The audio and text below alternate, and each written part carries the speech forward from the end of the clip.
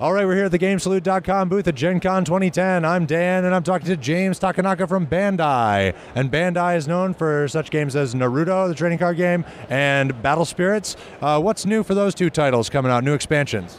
Okay, well, at Gen Con, we just released Naruto Set 18, Fangs of the Snake, so that's the brand new set that came out for Naruto. Set 19 is scheduled for, I believe it was November now, for Path of Pain, so that'll be the next set for Naruto coming out. And we're just finishing up our Shonen Jump Championship series here at Gen Con. They're doing the championships right now.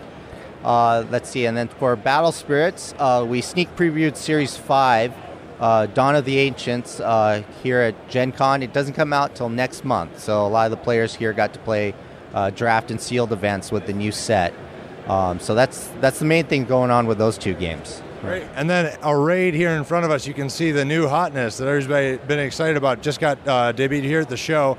It's Resident Evil, the deck building game. 2 to 4 players, plays in an hour or less. Recommended for ages 12 and up for thematic reasons, I imagine. And this is a new one. This is new for you guys. You haven't done too many box games that are non-trading card ones, have you?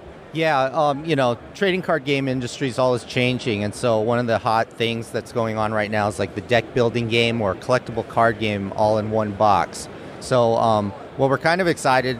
We signed our first license for Resident Evil, and we think this has the possibility of bringing a lot of people, introducing them to the deck building game category. So, essentially, it's going to let you play a trading card game for a lot less money. The suggested retail price is $29.99.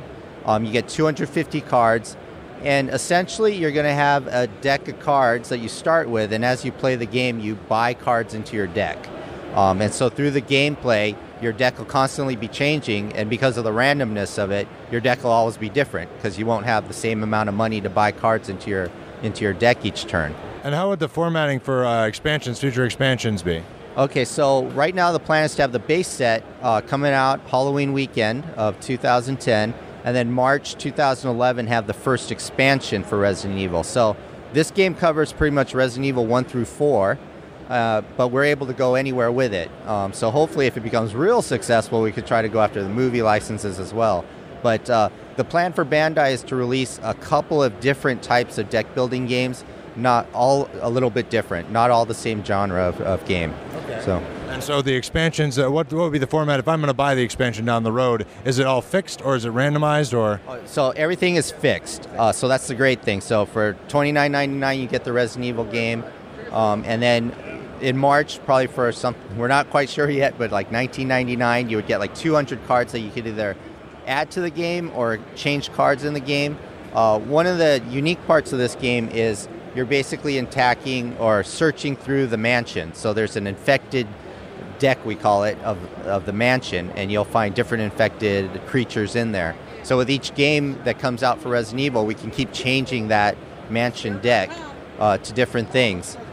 So we could do that. We could add different weapons. I don't know if you're familiar with Resident Evil. Basically, what we're looking to do is you're going to start the game with like knives and pistols, and you want to add shotguns, machine guns, more ammo, different action cards that you could add to your deck, and basically to kill the bigger and bigger infected creatures. Cool, so why don't you just give us a little brief overview of what the different cards are. You mentioned the infected. We got a big stack of those here. I'll let you show those off. Okay, so this is the deck of infected creatures that are in it. I don't know if you could see some of them.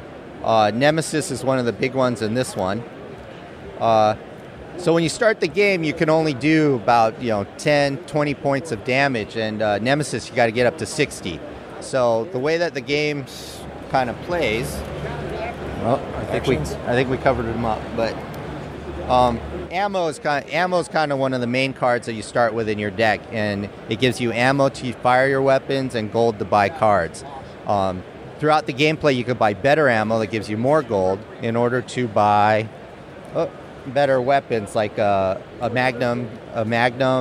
They have pistols, shotguns, machine guns, so different things like that.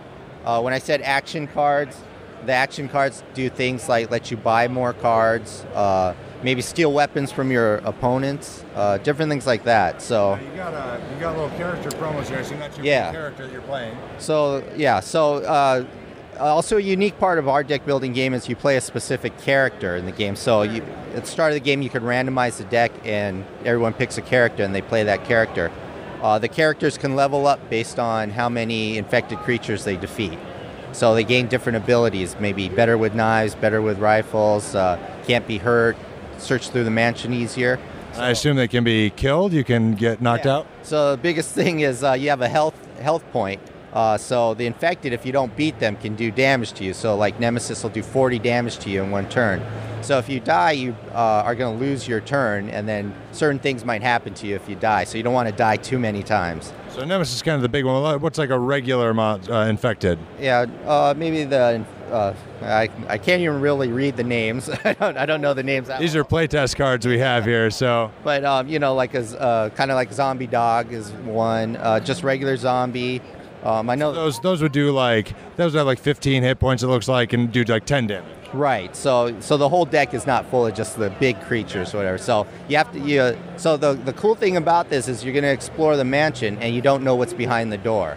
So each time when we say you explore, you're kind of opening the door, and you have to deal with whatever's behind the door. Are you dealing with it as a group or?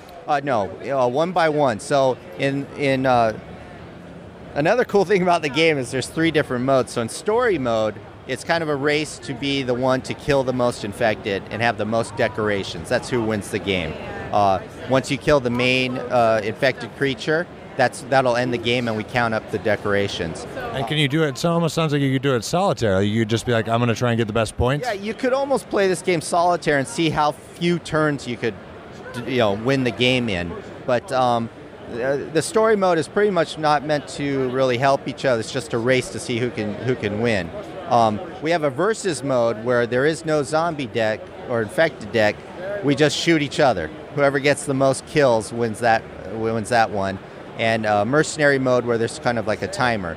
So you have to be very aggressive in your play, because after the timer ends, game's over. Whoever has the most kills wins that game. So it's kind of unique, and you can customize the different scenarios. There's like 25 different cards that you could potentially add into the game, and you usually play with like about 15 of them at any given time. And so you're not building a deck with this. This is more like a deck building game that you build decks during the game, right? Yeah, exactly. It's a card buying kind of format. So you're always going to start out with one character, and then you get some basic equipment in your base deck, and then you expand from there. Right. So again, we made the game so it can be customized all different ways. So you can have everyone start off with the exact same cards.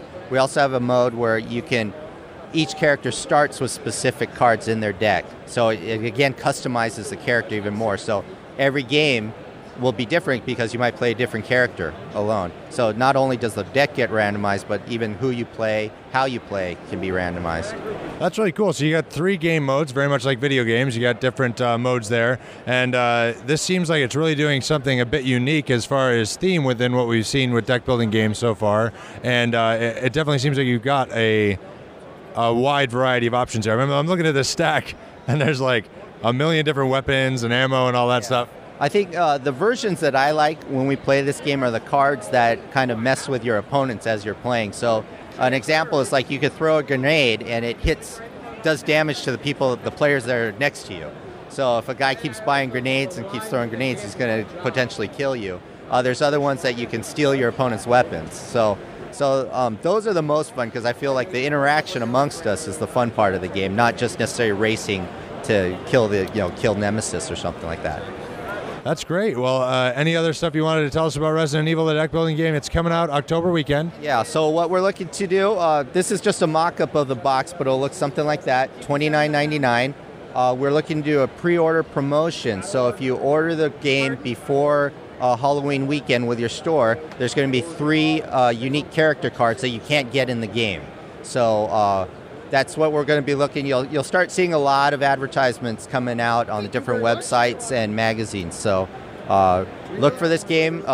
We'll be sending out these flyers and promo cards to your hobby retailers. So look to get the promo cards and visit bandaicg.com/Resident Evil for the latest updates We'll be looking to take your email addresses, send you the latest updates of what the other cards look like, how to play, the game rules, and also the Halloween weekend promotions. That's great, and we'll be doing continuing coverage on this as the story develops at GameSalute.com, so you could stay tuned there as well.